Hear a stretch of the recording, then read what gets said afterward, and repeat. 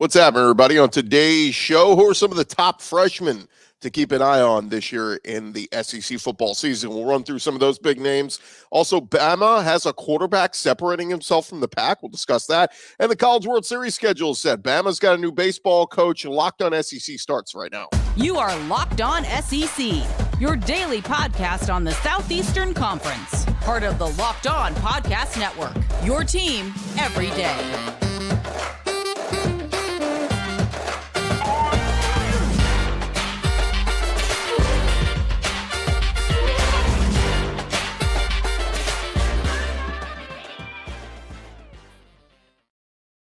And what's happening, everybody? Welcome into Locked On SEC. It's great to have you guys along. I'm Chris Gordy. Thanks for making Locked On SEC your first listen every day. A reminder, we are free and available wherever you get your podcasts and on YouTube, part of the Locked On Podcast Network, covering your team every day. And shout out to our everydayers. All right, we got plenty to get into.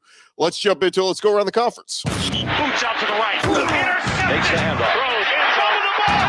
What a catch! Around the conference. And we start with SEC baseball as the 2023 College World Series schedule has been set on Monday. Game times and TV info were announced for the first 2 days of the College World Series. So no Florida and LSU are there.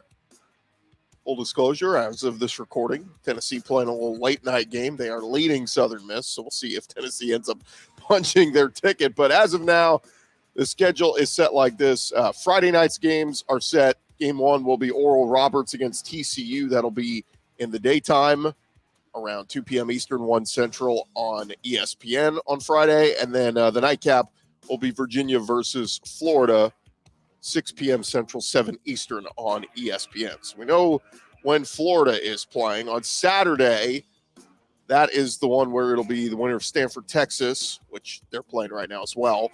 We'll take on Wake Forest, 2 p.m. Eastern on ESPN, and then the nightcap will be LSU hosting Southern Miss or Tennessee. Again, looking good for Tennessee right now. We'll see if we end up getting an all-SEC matchup there in Game 4 of the College World Series. But nonetheless, for LSU and Florida fans, you can set your schedules. You know when you're playing this coming weekend. And again, 10 teams listed for the 8 spots because of those 2 super regional games being played currently as we're recording. Yeah, good to know where LSU and Florida are playing. We'll see if the Vols get in there as well. Good news for Alabama as they have hired their new baseball coach. Of course, we know they parted ways with Brad Bohannon mid-season following that gambling investigation, and they are hiring Maryland baseball coach Rob Vaughn as their new head coach. Vaughn played his ball at Kansas State, originally from the Texas part of the country. He was previously an assistant coach in Maryland from 2013 to 2017 before he was promoted to head coach. He was a Big Ten Coach of the Year the last 2 seasons, led the Terps to their first Big Ten championship in history in 2022. He went 183 and 117 in 6 seasons with Maryland. They were knocked out by George Mason in the Wake Forest Regional last weekend, but the Terps were 84 and 54 Big Ten play under Vaughn. Alabama pitching coach Jason Jackson, he took over as interim coach and did a great job of leading the Crimson Tide. And according to a statement from Alabama AD Greg Byrne, Jason Jackson isn't going anywhere. Greg Byrne saying, "I could not be prouder of the job that Coach Jackson did in serving as our interim coach. He was incredible at managing a tough situation. His great relationships with our team, the department, our fans, and beyond. We're thrilled to keep him here and elevate him to associate head coach." Jackson, in a statement, said, "First off, so very proud of this team and this group of players. They'll always hold a special place in Alabama baseball history. My family and I are very happy here in Tuscaloosa. Love this university. Want to thank Greg Byrne and the administration for the support. And I know we're all ready to hit the ground running." So, look, Jason Jackson did a great job. Alabama got that number 16 national seed. Came to an end just this past weekend in the super regional loss at Wake Forest, who was the number 1 overall seed. But got to imagine they upped his pay a little bit to keep him around. Again, did such a good job, but we'll see what he does under Rob Vaughn, who is the new Alabama head baseball coach. All right, in football news, Paul Finebaum makes a weekly appearance on Jocks FM there in Birmingham, and he's been keeping tabs on this Alabama quarterback competition, and there have been some reports that Jalen Milroe has been separating himself from the competition. Finebaum said he wouldn't be surprised if Jalen Milroe wins that starting job over Tyler Buchner and Ty Simpson. He said, I just could not believe he was coming down to play with his former coach, Tyler Buchner, even though his former coach turned on him without some wink and a nod. Of course, Buchner came in after Milroe and Ty Simpson battled through the spring. Finebaum noted it's an important time for quarterbacks to find time with teammates, develop that chemistry, and he credited Jalen Milroe for reportedly working with the Alabama wide receivers in Tampa. He said, but what you're doing in Tampa in shorts is considerably different than what is going to be happening two months from now on the field in Tuscaloosa. So, look, if you want to buy into the rumors, you certainly can. And, look, I think it would be better for Alabama if a Jalen Milroe or a Ty Simpson grabbed the bull by the horns and said, I'm the starter here in Tuscaloosa, not Tyler Buchner, who got here late. But we'll see. It's going to be one of the more fascinating stories of the spring and probably into or the summer into the fall, as we don't know who the Alabama starting quarterback is. In some recruiting news, defensive back Joel Rogers from St. Francisville, Louisiana, he committed to play for LSU yesterday. He had hats on the table for Texas, TCU, Tennessee, and Alabama, and put on the LSU hat. He's 6 foot tall, 180 pounds. 24/7 Sports has him rated as a 4-star, the number 8 recruit from the state of Louisiana, the number 30 safety overall. That now gives LSU 16 commitments for the class of 2024, ranked number 7th currently on the composite rankings. Over South Carolina, Shane Beamer adding a punter in Mason Love, very highly touted punter, made his commitment yesterday on social media. The Coles Kicking Service, they rate all the special teams services. Mason Love rated a 5-star kicker, the number 19 overall, and the number 4 overall punter. So good pickup there for Shane Beamer and company. Meanwhile, offensive tackle Mike Williams decommitted from South Carolina last month, and the O-lineman in the class of 2024 has now committed to play for Florida. He announced his commitment yesterday to the Gators. He lives in Maryland, but his ties to Florida, he told Gator Country that his parents live in the Orlando area. He's rated a 3-star prospect, number 107 offensive tackle in the country. He committed to South Carolina back in April, but reopened his commitment just a couple of weeks ago, and now he is committed to Florida. So we'll see if that holds firm. Meanwhile, Kyson Shepard, 6'5", 315-pound offensive tackle from the state of Tennessee. He has committed to play at Mississippi State. He's a 3-star recruit, rated the number 99 player on the offensive line and the number 40 player from the state of Florida. He's the 3rd offensive tackle to commit to Mississippi State after fellow 3-star recruits TJ Lockhart and Luke Work. So Mississippi State, the class climbing up there, was rated 29th in college football ahead of his commitment. They picked up a couple 4-stars recently, Terrence Hibbler and Josh Flowers. So Coach Zach Arnett doing some work there on the recruiting trail. Meanwhile, in a basketball pickup, Kentucky landed a commitment from 3-star wing Jordan Burks, 6'9" forward for the 2023 class. He originally signed with Ole Miss back in November. He was granted a release from that national letter of intent after the firing of Kermit Davis. He has already signed a new national letter of intent with Kentucky, and according to multiple reports, is already on campus in Lexington.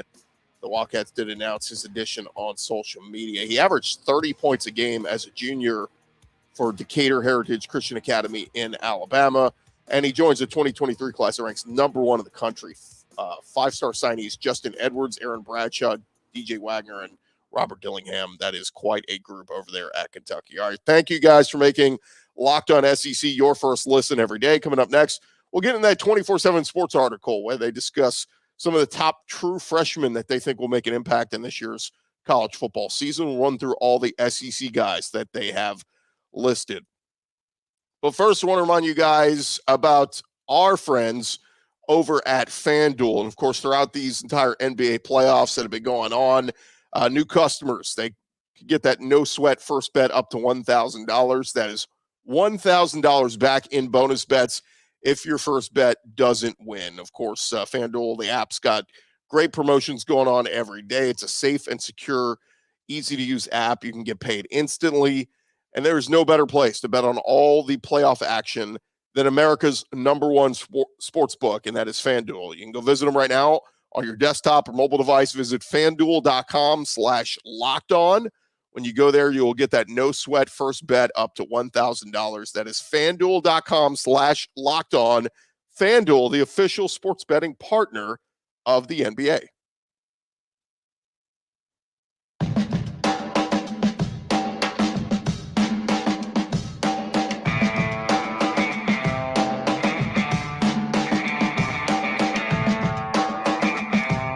Roll along here, Locked On SEC. Thank you guys for making Locked On SEC your first listen every day. Shout out to our everydayers. Tomorrow on the show, we will be turning the page, getting you into some more conversation, looking ahead to the upcoming football season, and also Thursday's show. You don't want to miss it. We'll be talking about the 2024 SEC schedule. That's coming out Wednesday night on the SEC Network. So we'll be discussing that on Thursday's show, breaking it down.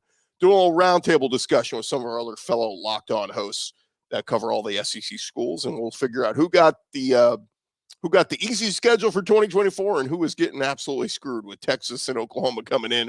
Who's going to get the tough schedule? We'll discuss all that on Thursday's show. All right, let's jump into it. 24/7 Sports, they got a new article up called "The Next Wave: 100 True Freshmen Who Will Impact the 2023 College Football Season," and we're just going to focus on the kids from the SEC. So let's dive into it. First up, we are talking about several kids that are going to play for Alabama. And we start with Justice Haynes, running back, number 34 overall in their rankings, number 3 running back overall. And here's what they say at 24/7 Sports. You could argue no true freshman had a more impressive run in spring practice than Justice Haynes, who had people in and around Tuscaloosa buzzing. He gave everybody nationally a show during the spring game with 3 touchdowns. He's going to get plenty of carries this year for an Alabama offense that projects to be a run-first offense. Nick Saban said after the spring game, Justice is a really good player, had a great spring. He's got a maturity about him. I think he's got a really bright future, and I think he will contribute to the team this year. So Justice Haynes, it's one of my picks. I think he's going to have a huge year at Alabama as a true freshman. A few other Alabama kids, Caden Proctor, their offensive tackle, rated the #1 offensive tackle, according to 24/7 Sports. They say Proctor had a steady spring run, working almost exclusively as the second-team left tackle, but there's still an opportunity for him to jump. His main competition, second-year tackle Elijah Pritchett, didn't exactly lock down a starting spot in the spring, so Caden Proctor could be a starter there on the Alabama offensive line. At worst, he'll be a member of the 2-deep and will play a good bit this year. Another guy, Caleb Downs, safety. He's not a lock to start for Alabama, but, man, did he look good throughout spring ball. They say he's the most ready-to-play true freshman in the entire country. Spent the majority of the spring working with Alabama's first-team defense. Finished the spring with 8 tackles and an interception. Nick Saban said he's got lots of maturity for being a young guy, smart, understands football, really conscientious about making sure he knows what to do and going out on the field and doing it. So Caleb Downs, again, a guy to keep an eye on there in the secondary for Alabama. And one more guy for Alabama. They had 4 guys from Alabama, true freshmen, they think will have an impact. They got the edge rusher, Keon Keeley, 6'6", 242 pounds. Look, the Crimson Tide are very deep when it comes to edge rushers, but Keeley, they think, is too talented to keep off the field.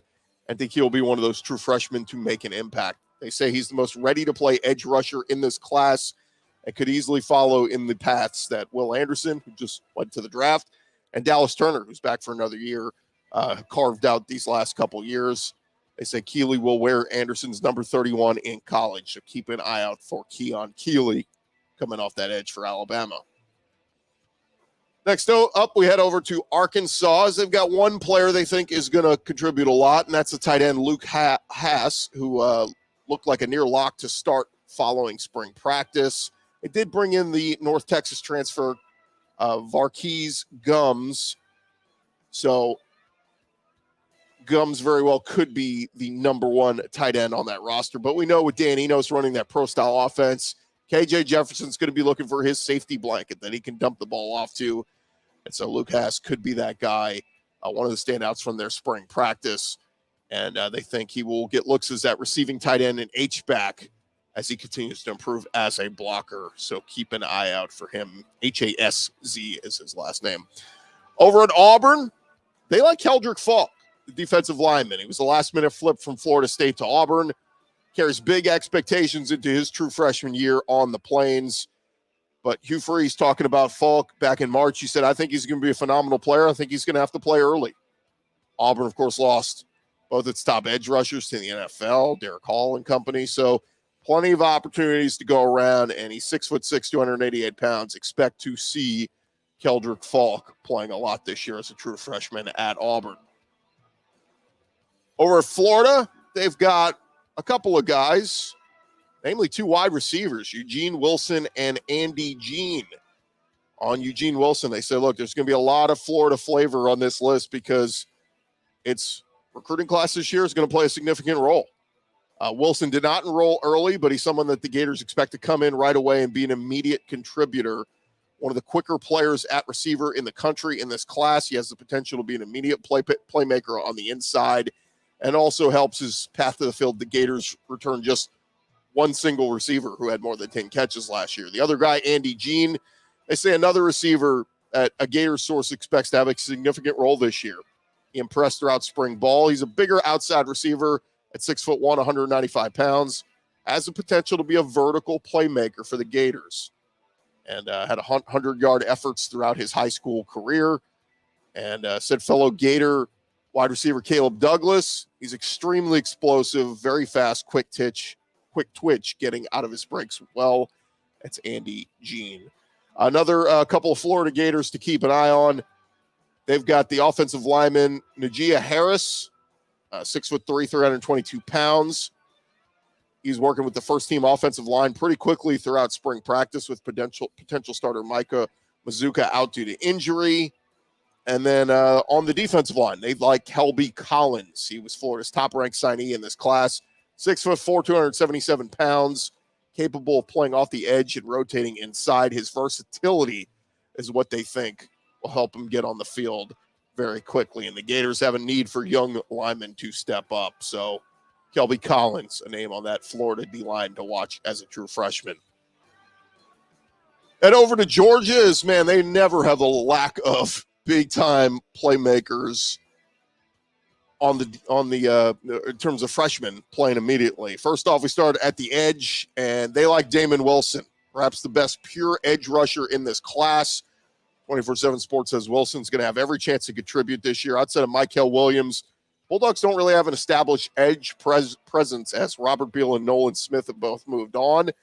And that creates an opportunity for Damon Wilson, the 6'4", 235-pounder, to earn a starting role. Even if he doesn't start right away, he'll play plenty as a freshman with the way that Georgia likes to rotate their pass rushers. Also on defense, they like Jonel Aguero. A year ago, Malachi Starks turned a lot of heads throughout spring practice. And then as a true freshman, I remember talking about him game one. We were like, Malachi Starks, this kid's a stud. But Aguero, they say he's 5'11", 205 pounds. His route is probably a bit tougher given the competition at safety, a path made more difficult by star Javon Bullard working more at strong safety. But Aguero has the talent to get on the field quickly, willing to come into the box, and possesses excellent coverage skills, had a good spring.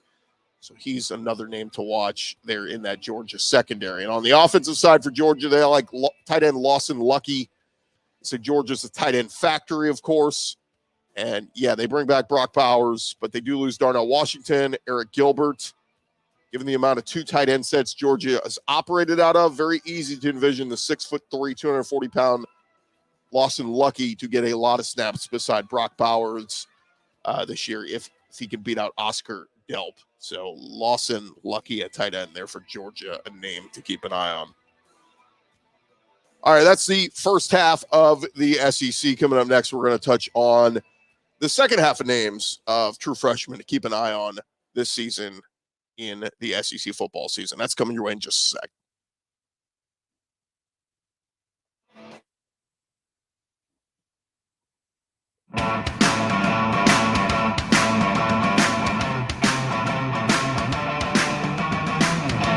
All right, roll along here, Locked On SEC. Thank you guys for making us your first listen every day. And a reminder to check us out every day.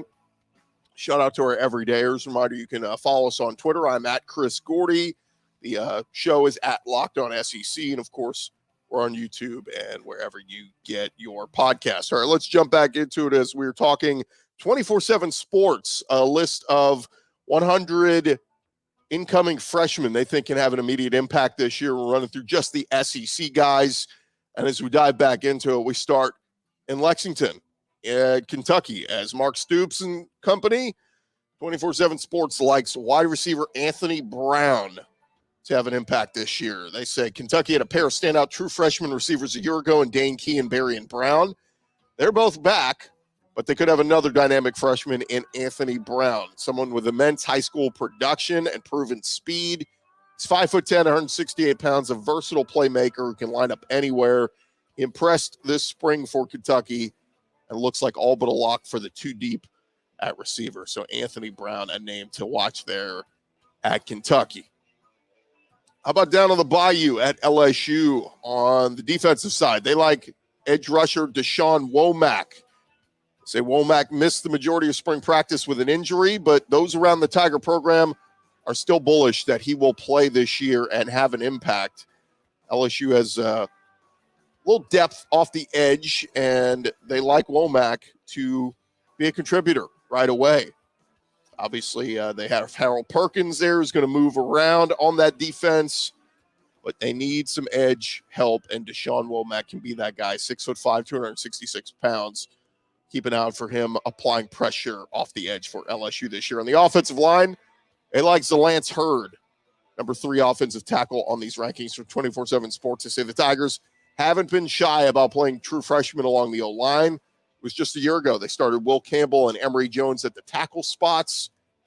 Heard has a college-ready frame at 6'6", 308 pounds, and athletic ability. He enters college with the size and skill set to see the field right away.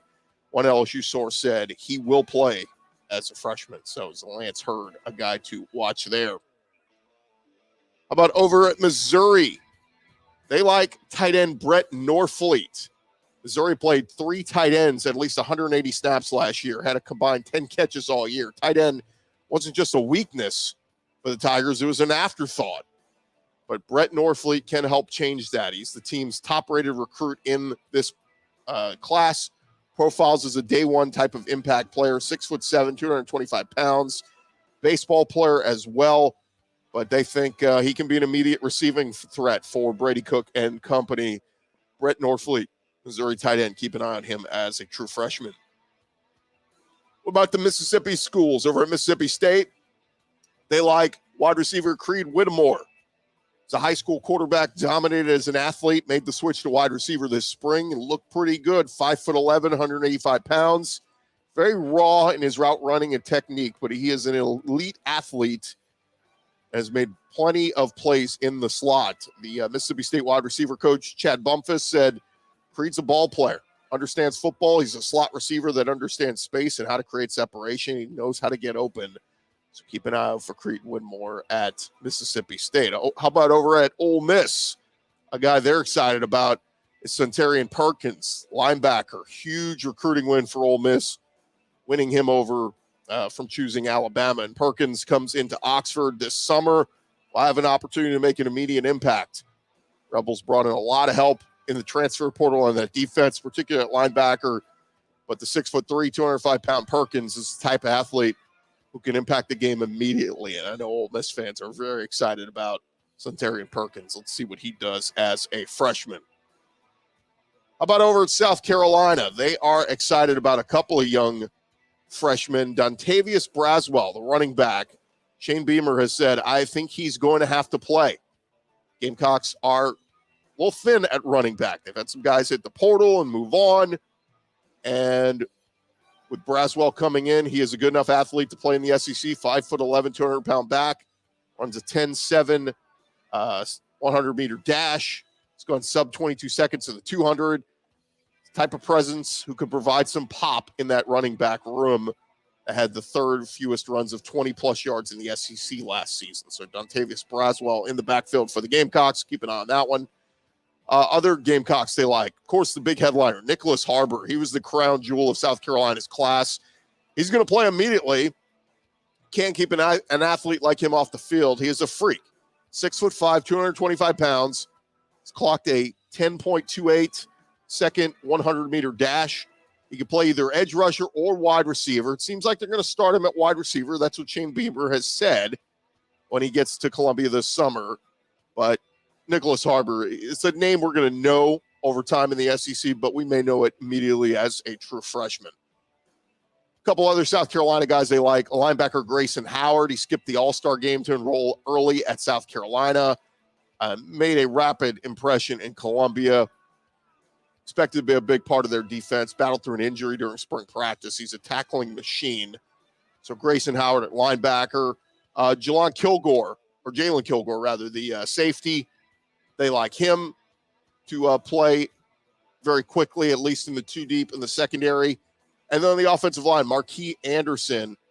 Look, that's one of those spots I've said I've been concerned about this offseason for South Carolina. How thin are they? Or, how good is that offensive line, starting group? So the real urgency with Anderson is South Carolina's depth. Obviously took a huge hit. Jalen Nichols suffered a significant knee injury.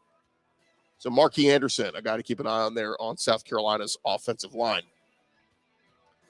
Over at Tennessee, a couple of guys they like. Nico Iamaleava, obviously the quarterback, freakish arm, 6'6", 205 pounds.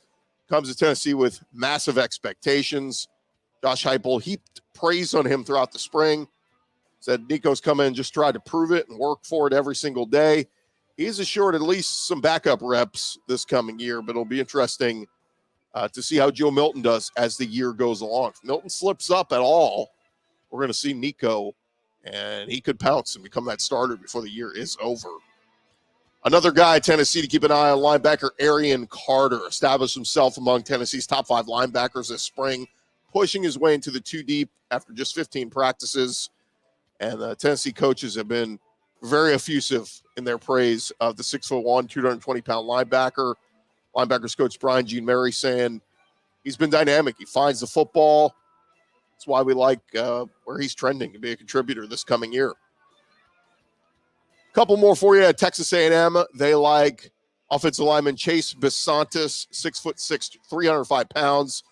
Comes in as an interior offensive lineman. By the end of spring practice, he was earning first-team reps at offensive tackle. And so he is a guy I think will start and play immediately for A&M. Jimbo Fisher said he's the real deal. Powerful, athletic, can play guard and center.